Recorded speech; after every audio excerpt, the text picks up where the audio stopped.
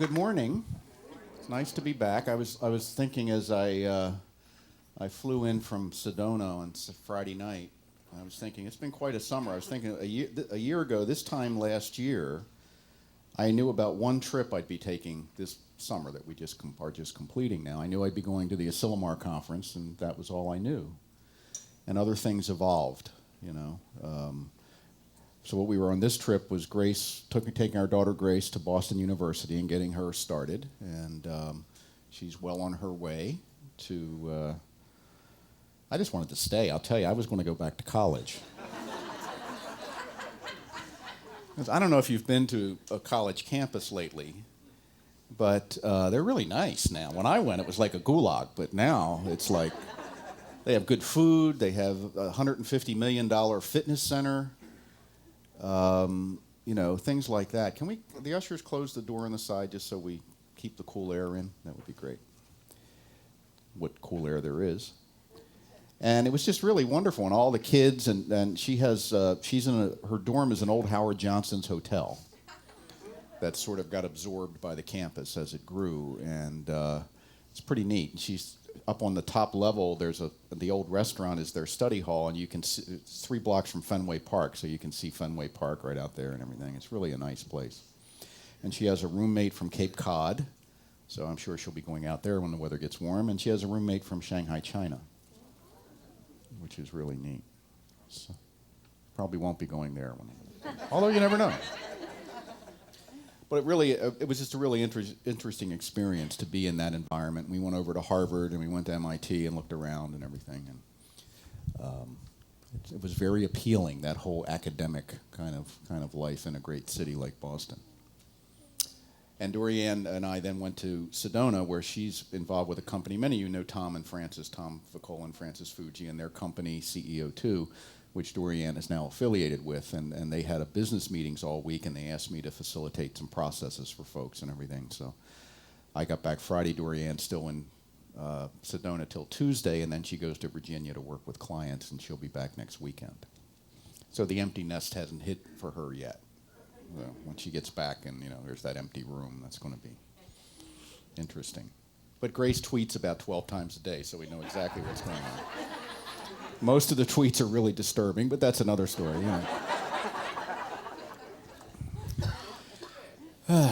So you might want to follow her on Twitter. It's Gracie Goldfish, and she's developing quite a following.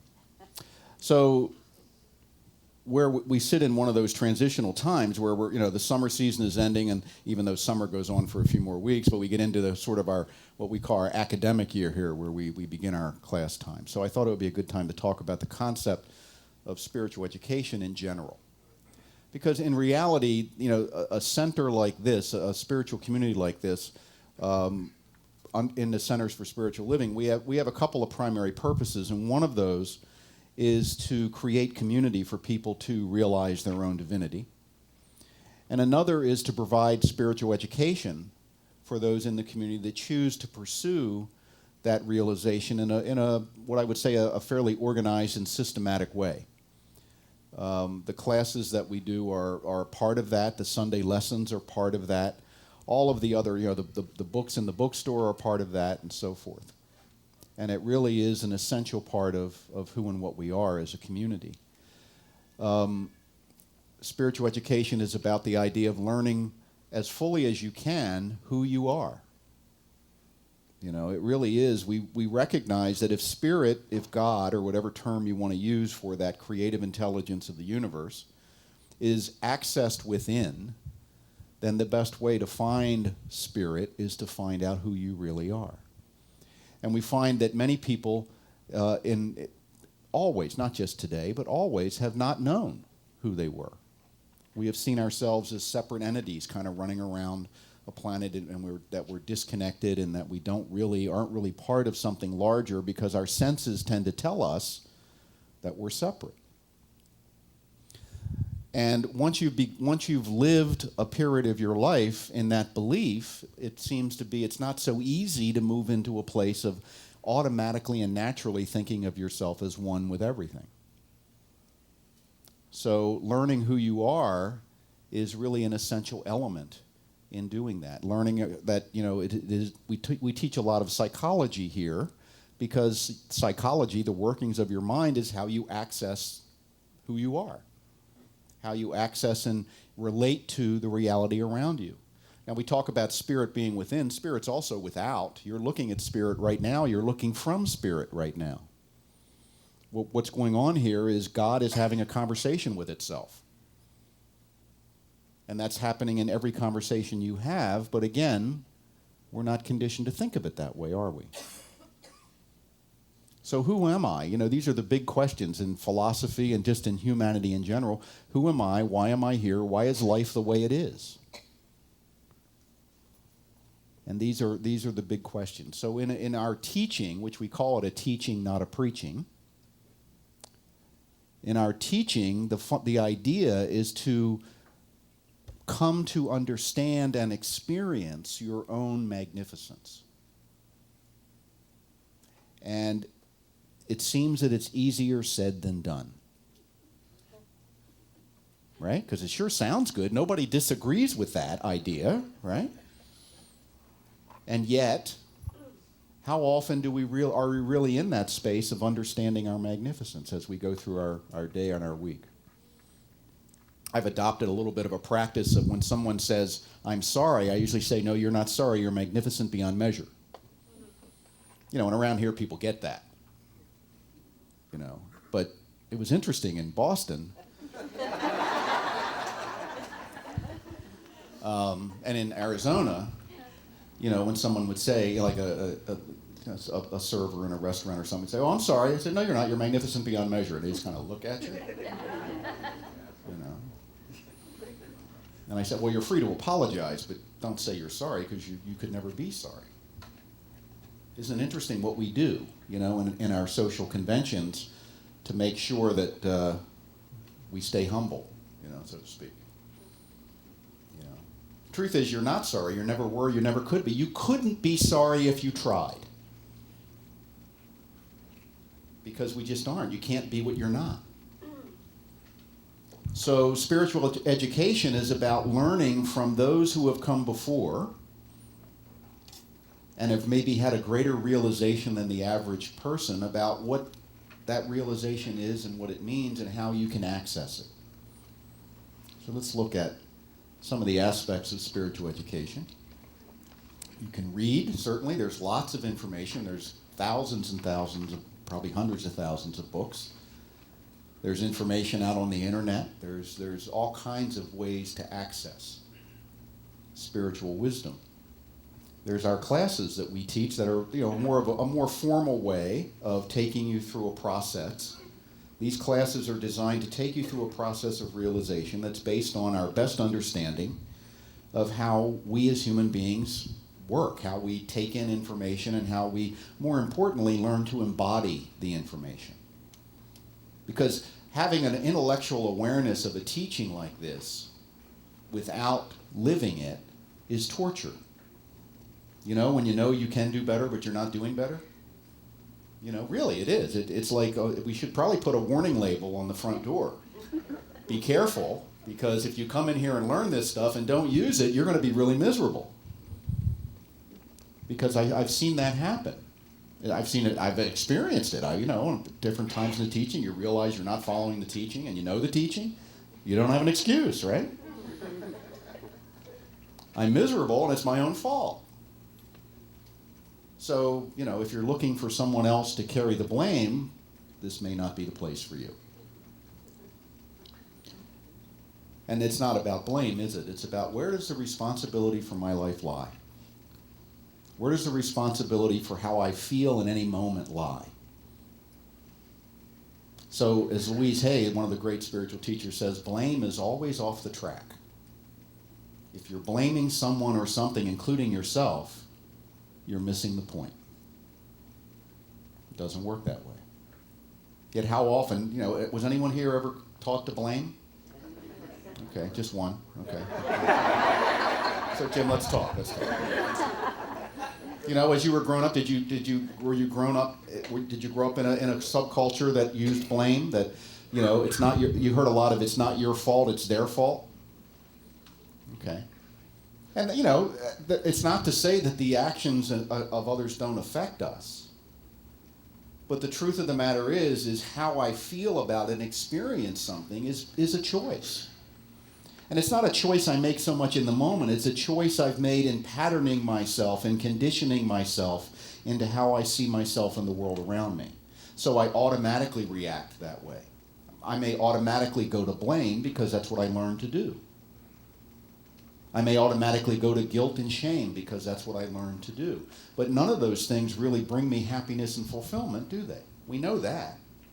Yet somehow we think they will eventually. If I just blame the right person, you know, if we just find who's at fault and get them out of the way, everything will be fine. But in reality, it's me. It's me. My life is about me making choices and decisions, and your life is about you, and yet we are one. It's kind of an interesting process.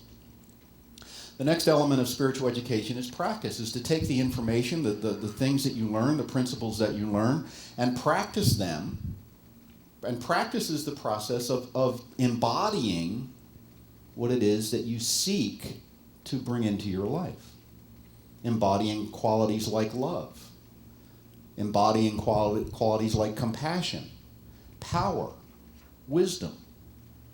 Just learning about them is one thing, but to bring them in so that they become your own requires that you do certain things. That you do things like we talk about prayer and meditation and things like that, that you become aware of your thought processes and direct yourself more to an affirmative way of thinking than a negative way of thinking. Because all of these things that we're doing all spiritual practice is to train your mind so that it does what you want it to do. So again, I can read Ernest Holmes, and I can read the great philosophers and the great spiritual teachers. I can read the Bible. I can read the Eastern scriptures. But if I don't do anything to embody the principles I find there, nothing happens, nothing changes, except I have more information. So part of the educational process we do here is about learning to create and incorporate a practice. An essential element of spiritual education is that you be curious, that you have some curiosity about what the world is about. I assume you do. I sort of assume this if you're here, you know. But there's different levels of curiosity. Am I curious enough to do something about it? Am I curious enough to dig deeper into my own experience of life, even when that becomes, and it will become, uncomfortable from time to time? Even when I reveal aspects of myself that I don't particularly like, will my curiosity carry me through that and beyond that? Because, you know, many of us get to a point where we say, okay, that's good enough. I'm getting a parking place. Okay.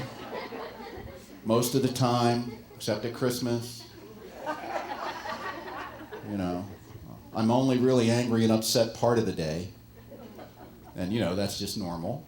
Right? And I don't have any money, but, you know, maybe somebody will give me some. Maybe I'll win the lottery. Right? And they say, that's good enough. I don't need to practice anymore. You know, and that's okay. I mean, that's a choice. That's a choice. The thing is that what you really want? You know, how many of you have sports items in your closet that you bought, tried to use, didn't master right away, and never used again? Anybody have like skis or tennis rackets or yoga mats, you know? Because why? Well, you know, I'm going to learn how to ski. I get up, and what happens when you try to learn something new? It feels awkward, right? It's uncomfortable.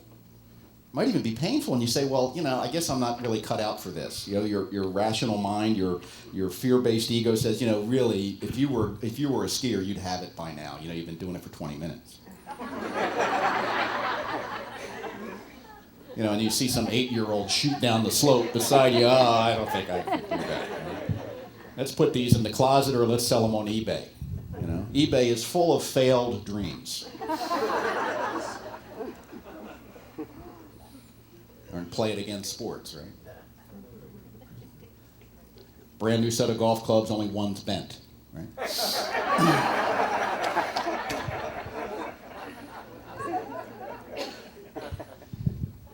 Well, that's what a lot of people do with spiritual education. They try it and it gets painful. They feel awkward, they feel out of place, they feel that they're losing control over their life. You know, this happens all the time. Every year when we start classes, you know, we'll start teaching people to do affirmation and prayer treatment, and they go home and they try it, and they come in 2 weeks and say, my life's getting worse. And I say, good. You said you wanted to change, right? Yeah, but I want to change for the better. Well, you are. You're just in the first stages of changing for the better. See, when we commit, you know, the little thing that we say at the beginning of the service now, all we ask is that you be willing to change your entire life. You know, the reason we adopted that is because that's how change works. You can't change in pieces because you are a network of mind that if you move one thing, everything else moves. So you may start affirming for, let's say, your financial situation, because that's the thing you've been thinking about, and your health gets worse. Or maybe you weren't even looking at your health before. And you start to tell your subconscious mind that I'm in control, I'm taking direction, I'm moving forward, and your subconscious mind says, okay, I'll give you all your problems. And that can be uncomfortable. You see? The people that are going down the slopes are the ones that work through the discomfort. They stayed with it. The people selling their stuff on eBay didn't. And I'm generalizing, I know. But you know what I'm talking about. So this kind of thing requires some follow through. So why should I concern myself with this? You know, isn't it more important that I learn skills and how to do my job better, or that I take a workshop on how to be in better relationships with my friends and family and my spouse? Well, that might be part of it too. But all of those things that you are talking about manifesting at the level of your connection with the outer world are dependent on who you are and the degree to which you know who you are. I saw a thing on Facebook, you know, there's all kinds of life advice on Facebook. You know, well-meaning. And one was, you don't get what you want, you get what you are.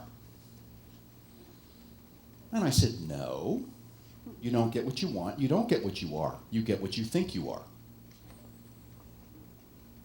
If you got what you are, we'd all be in paradise and ecstasy 100% of the time. Because what you are is a being that is magnificent beyond measure. To the degree you don't get that, you lower your expectations of what is possible and what you can accept. So, and then, you know, usually you want stuff, but, you know, we know this, little metaphysical tricks. When I say I want something, I'm affirming that I want to be in want. And if I got it, I wouldn't be in want anymore, so I won't get it. I don't get it until I affirm it, that I have it. Little stuff like that, the little tricks of the mind, because your subconscious mind, which controls your experience of life, listens to you. It assumes everything you think is true. That's why people can be so damn crazy. I mean, look at the world today. Look what some people believe. Right? Have you wondered how people could believe what they believe lately, like in the last couple of weeks maybe, watching TV?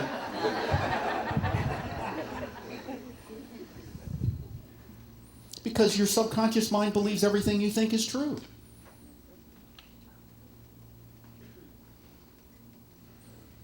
Even if it's crazy. Even if it's against your best interest. There is no mechanism within your subconscious mind to keep you doing things that are good for you only. We all know that, right? You ever done anything dumb? Anybody? Okay, just skip back on the camera. Just point that out, Skip, because that didn't come across on the tape. But I just want to let you know that was you. Okay. Appreciate that. Right? You say, how could I have done that? You know, you ever say something that sabotaged a relationship? You say, God, why did I say that? Well, you said it because the relationship was getting too good for what you could accept for yourself. And your subconscious mind says, don't worry, I got this. I'll make you say something so stupid that he'll leave you or she'll leave you or whatever. And you go, how'd that happen? Well, that's your psychology. It's how it works. It's how it works. You know, people say to me, you know, I travel a lot. People say, how do you travel so much? And I don't know. I just do it. Why? I don't want to look into how, to be honest with you. I might say it's impossible. I just do. You know, yeah, it's like me to travel. I always wanted to travel when I was younger. I wanted to, but I didn't much. And I got to a certain age, I said, well, gee, why don't I just use the teaching about that? And I see myself as someone who travels. And some people are upset with that. You're away too much. And some people think I'm not away enough. So I think that's about right. When everybody's disagreeing with you a little bit, you're probably in the right spot. You know, when I was in I'll give you an example of how this works. When I was in the police department, I was in the training unit at this particular point in time. I was supervisor of the police academy for our department, and it was a pretty big operation. We were starting a class of 40 people every 2 weeks, and the classes lasted 9 months, so we had a lot of people in training. And we were doing really good work, so there was a training conference scheduled to be in San Francisco, and I wrote up, and they were looking for papers, so I wrote a paper about our training process and sent it in, and they said, yes, we'd like you to come to the conference and present this. It's a law enforcement training conference. So then I put in the paperwork through the department to go for them to send me, and I gave it to my lieutenant, and the lieutenant says, sergeants don't travel. I said, what? He says, no, they don't travel. We don't send sergeants on trips except to pick up prisoners. Well, we had a warrants bureau that traveled all over the world to pick up people that had warrants, you know, and then if you were a sergeant in the warrants bureau, you could go on those trips. And I said, well, I'm here to make the department look good. And he says, yeah, it's a really great paper. I said, well, if you just sign it, I'll take it to the major. No, the captain was next, right? So he says, well, okay, he signed it. And same story with the captain. Sergeants don't travel. I said, you know, I looked through the policy book. It's not in there. Doesn't say that.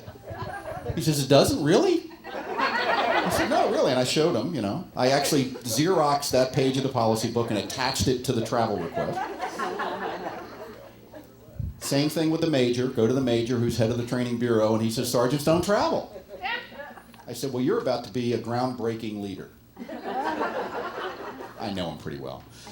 And, you know, same thing. He says, yeah, you're right, it's not in the policy. Well, I'll sign it and send it up. So I had to go through like 3 more levels to get to the very top. Every level was the same thing. Sergeants don't travel. And I said, well, everybody below you has signed off on it. You know, by now, you need to get like 12 signatures on this thing. We had so many layers. And finally, to get into the director's office, where I don't get to meet with him, the paperwork goes in. And he just signed it and sent it back. He said, sounds like a great idea. Have a great trip. So I went to San Francisco, had a great week, presented the paper, got, you know, really the department got elevated in the eyes of other agencies and things like that. And I went back and I started getting phone calls from sergeants saying, how'd you do that? And the answer is, I told you what I did. The answer is before I did any of that, I became the sergeant who travels in my own consciousness. And that's what allowed me to do what I did and to walk into each of those different levels with confidence. You know, they could have said no. Okay, not the end of the world. I'd have gone back and rewritten it and gone back until I wore them down. But see, first I had to be confident in that's who I am. Otherwise, I'd go and say, do you think this would be okay? Yeah, I don't think so. You know. So why spiritual education? Because there are probably things in your life that you could be doing, that you could be experiencing, that you are not, because you haven't decided that's who you are. And that's what spiritual education is about. You can't see this. This is I am perfect. Let's read this together. It says, I am complete. Wait. See, this is the problem. I am complete, I am full, I am whole, I am perfect just as I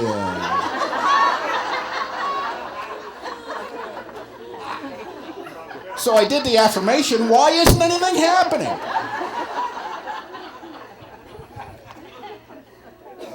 Oy vey. Okay, let's do this call and response. I'll say it, then you say it, okay? And if you say it like you mean it, it's good for you.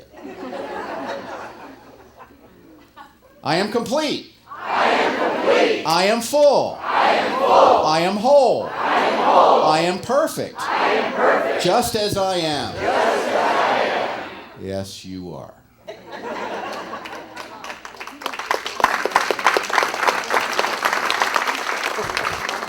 Now, my question would be, are you saying stuff like that all the time, every day?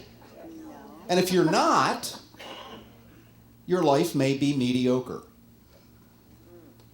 You know, you might, and if you're saying that, you say, I am complete, except when. I am whole, well, you know, except for that one part of my life. I am perfect, well, not really, I've made mistakes. This isn't about, that's not that kind of perfection. The perfection is that you are the perfection of spirit unfolding as intelligence in human form. And whether people think you're a genius or an idiot, you're still doing it perfectly. Perfect doesn't mean I never make mistakes. Perfect means I am a perfect mechanism to learn and to move forward. That's what it means. Spiritual education shows you how to know yourself, how to know yourself in context with a bigger idea. A bigger idea. This is an example. This is an example of the kinds of things that a spiritually intelligent person will be able to understand. This is one feature, and this is emotional intelligence. You've probably heard about this. There's a guy named Goleman who's written on it, a number of other people. And emotional intelligence, or EQ, you've heard of IQ, this is EQ, the definition is to be successful requires the effective awareness, control, and management of one's own emotions and those of other people. Now, I mentioned I was down in Sedona this past week with the company's called CEO2, and they are a consulting firm that works with companies to transform the entire culture of the company in 90 days, and they do it. How do they do it? Well, they hire people that are emotionally intelligent. They don't care what your background is. They don't care whether you've been, how you've been in business or how you've been in your past or whatever it is. If you're not emotionally intelligent, you're not on the team. Because emotionally intelligent people know how to manage themselves. They don't they don't throw tantrums. They're not narcissistic. They're not making it all about them, which is another way to say narcissistic. They're able to be fully present and undisturbed no matter what's going on around them.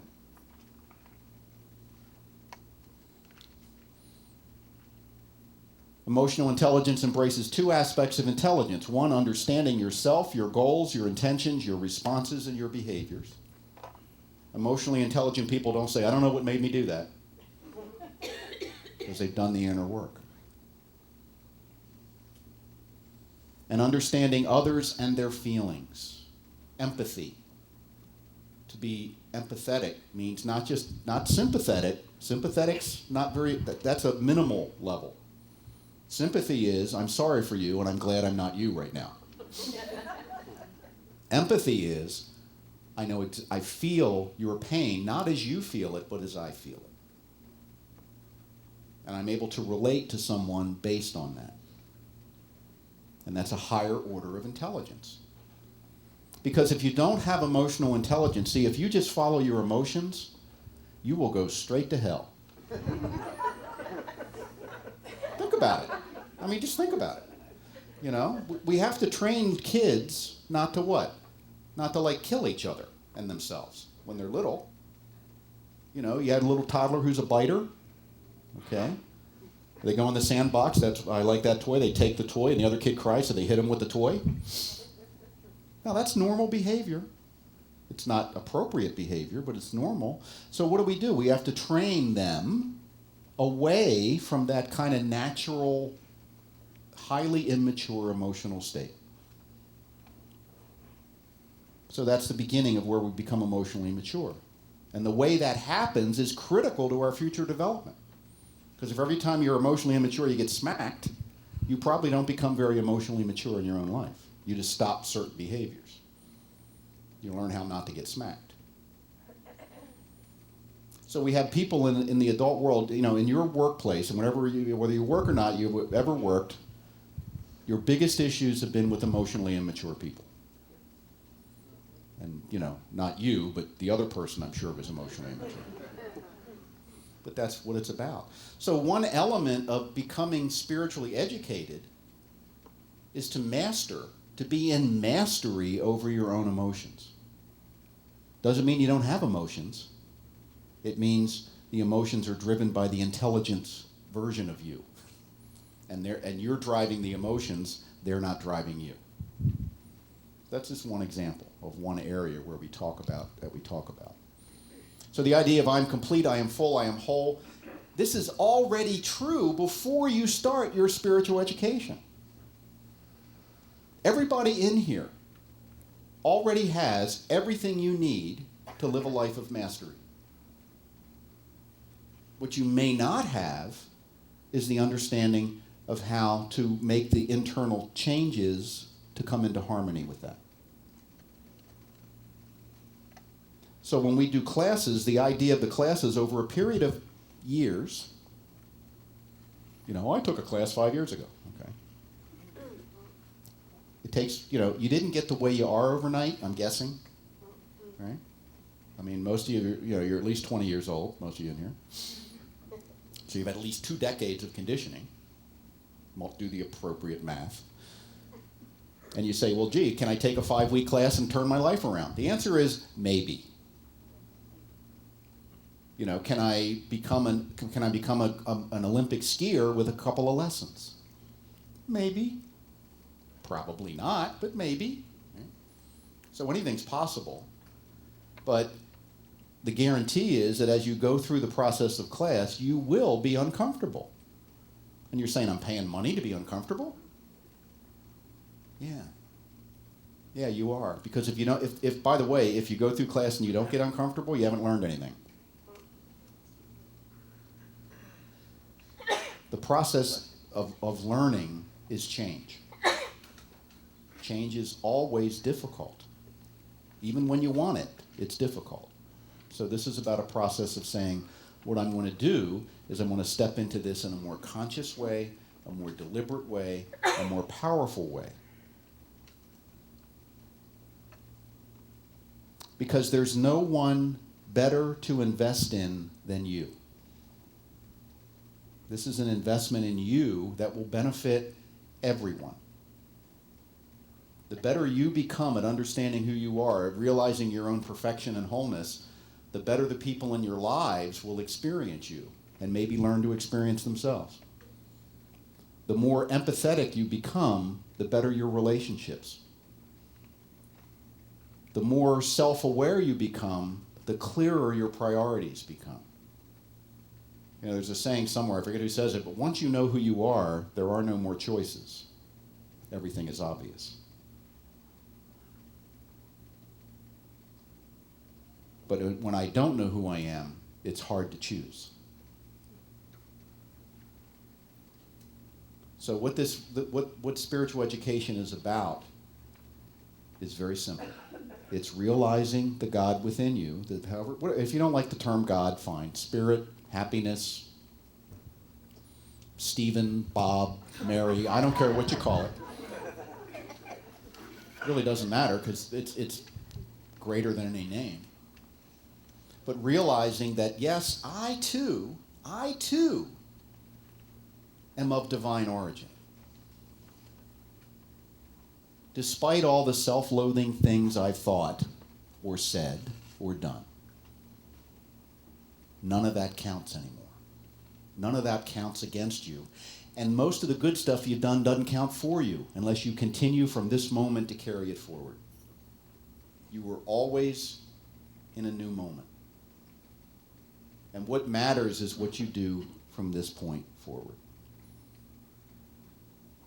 So we begin with knowing. Let's do this again.